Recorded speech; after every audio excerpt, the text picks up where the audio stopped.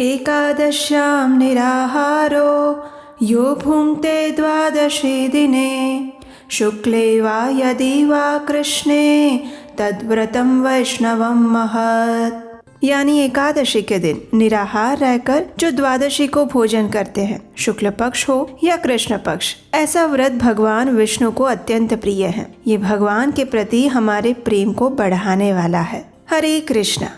हमारे सभी शास्त्रों में वर्णित है कि एकादशी व्रत अवश्य करना चाहिए, जिससे भगवान श्री कृष्ण के प्रति हमारे प्रेम और शरणागति का मार्ग प्रबल होता है। और ऐसी ही एक विशेष एकादशी आ रही है जिसका नाम है आमलकी एकादशी। लेकिन इस एकादशी की तिथि को लेकर भी अनेक संशय है। इसका पालन 9 मार्च को करना है या फिर 10 मार्च को। तो चलिए आज के इस वीडियो में जानते हैं कि आखिर ये एकादशी इस बार कौन से दिन हमें मनानी चाहिए और क्यों, और इस दिन के शुभ मुहूर्त कौन से रहेंगे। पद्म पुराण में कहा गया है कि जो भी व्यक्ति इस आमलकी एकादशी व्रत का श्रद्धा और नियम पूर्वक पालन करता है उसे विष्णु लोक की प्राप्ति होती है। इस एकादशी के दिन विशेष रूप से आंवले के वृक्ष की पूजा की जाती है, क्योंकि ये वृक्ष भगवान को प्रिय अत्यंत पवित्र वृक्ष है और इसी दिन उसकी उत्पत्ति हुई थी। इसी दिन विशेष रूप से वृंदावन में जितने भी श्री श्री राधा कृष्ण मंदिर हैं, उन सब में भगवान को होली भी खिलाई जाती है, क्योंकि ये एकादशी होली से पहले आती है और इसीलिए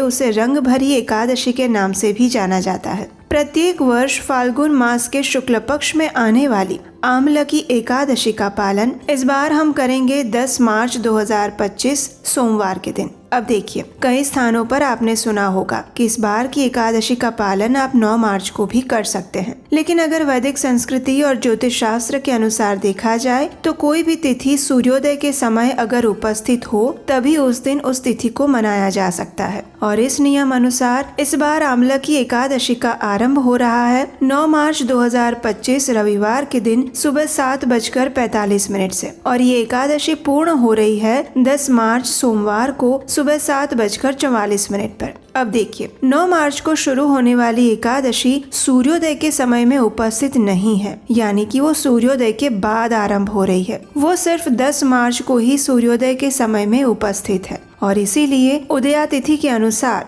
हम इस बार आमलकी एकादशी का पालन 10 मार्च को ही करेंगे। चलिए अब देखते हैं कि 10 मार्च को शुभ मुहूर्त कौन कौन से हैं। 10 मार्च आमलकी एकादशी के दिन प्रातः ब्रह्म मुहूर्त का समय रहेगा 5:07 और सूर्योदय होगा 6:43 पर। इस दिन प्रातः काल में पूजा का समय 5:07 से लेकर 6:43 तक और संध्या काल की पूजा का समय रहेगा शाम 6:27 से लेकर 7:39 तक। सूर्यास्त का समय है शाम 6:31 पर और चंद्रोदय होगा 2:51 पर। इस दिन राहु काल का समय रहेगा सुबह 8:05 से लेकर 9:34 के बीच में। इस समय के दौरान आप भगवान की पूजा अर्चना नहीं कर सकते, इसलिए प्रातःकालीन सेवा पूजा सुबह 8:05 से पहले ही पूर्ण कर ले। लेकिन इस समय में आप अधिक से अधिक हरे कृष्ण महामंत्र का जप कर सकते हैं, भगवत गीता, श्रीमद् भागवतम ग्रंथों का अध्ययन कर सकते हैं, भगवान की कथा और कीर्तन का श्रवण कर सकते हैं। इस दिन अभिजीत मुहूर्त का समय रहेगा दोपहर 12:08 से लेकर 12:55 के बीच में। विजय मुहूर्त रहेगा दोपहर 2:30 से लेकर 3:17 के बीच में और अमृत काल रहेगा शाम 6:12 से लेकर 7:52 के बीच में।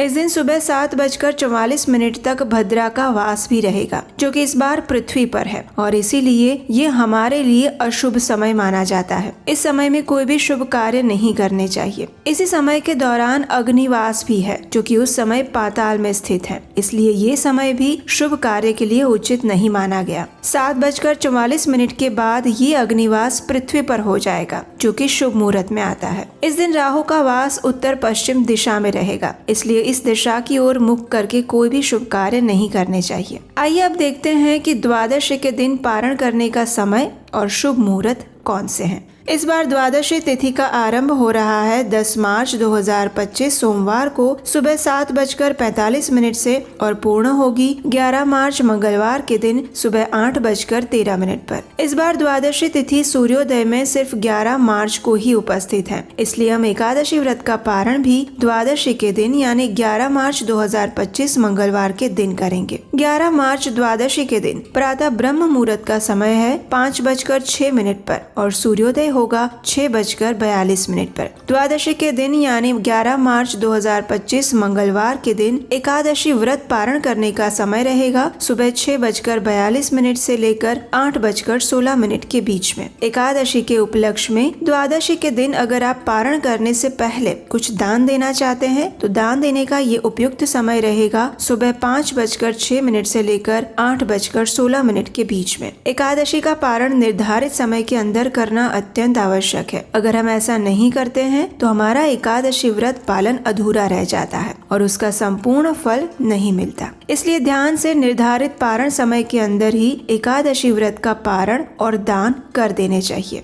इस बार 11 मार्च को विशेष सर्वार्थ सिद्धि योग भी बन रहा है। ये एक अत्यंत शुभ योग है जिसका अर्थ है सभी कार्यों की सिद्धि के लिए अनुकूल समय। ये योग पंचांग में बताए गए विशेष ग्रह नक्षत्रों और वारों के संयोग से बनता है। जब ये योग बनता है तो इसे किसी भी शुभ कार्य की शुरुआत के लिए अत्यंत लाभकारी माना जाता है। इस योग में कोई भी शुभ कार्य की शुरुआत करनी चाहिए और विशेषतः दान देने के लिए और सेवा कार्य करने के लिए ये योग अति उत्तम माना गया है। द्वादशी पर ये योग सुबह 6:36 से लेकर 12:51 तक रहेगा। इसलिए आप एकादशी के पारण के उपलक्ष्य में अगर दान देना चाहते हैं तो भी इस समय के अंदर में दे सकते हैं। इसी द्वादशी के दिन हमारे महान आचार्य श्री माधवेंद्र पुरी का तिरोभाव दिवस भी आ रहा है। ये वही आचार्य हैं जिनके लिए स्वयं भगवान ने खीर चुराई थी और आज भी उड़ीसा में उनका जो मंदिर है वो खीरचोर गोपीनाथ के नाम से प्रख्यात है। अगर आपने भगवान के ऐसे शुद्ध भक्त श्री माधवेंद्र पुरी की कथा नहीं सुनी है तो आप ये हमारे चैनल पर जाकर सुन सकते हैं। आंवला की एकादशी के दिन विशेष रूप से भगवान श्री हरि के विग्रह या चित्र की पूजा